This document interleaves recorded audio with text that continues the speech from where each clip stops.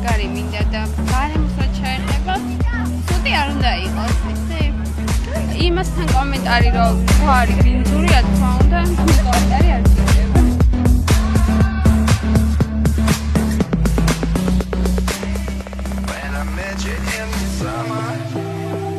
დავით და კომფორტული არ არის წყალი არის რაღაცა უბედურება ჭუჭყიანი